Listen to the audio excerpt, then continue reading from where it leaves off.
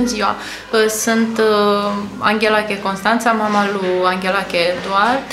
În urmă cu 4 luni și jumătate a început durerea la picior, o durere simplă. Am fost la Ploiești, a făcut radiografie, a spus că e din creștere, pe urmă am fost internați la Văleni, a făcut tratament, că a zis că are o infecție.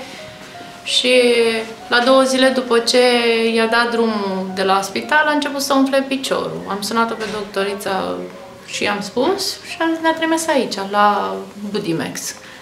Aici, când am venit, ne-a pus, am făcut tomografie și s-a adeverit că are osteosarcom la femur, genunchi și femur.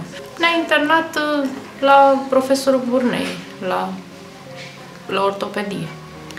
Profesorul Burnei ne-a pus să facem mai multe investigații și s-a adeverit că asta este. Este o tumoră osoasă, a spus. Și ne-a trimis să facem citostatice la oncologie. Și acum suntem în tratament citostatic. 13.000 de euro am înțeles că va costa proteza noastră. Pentru că după ce face 4 luni de citostatic, o să mergem să-l opereze și să-i pună proteza. Pentru a se vindeca avem nevoie de proteză și de ajutorul dumneavoastră. Proteza costă 13.000 de euro.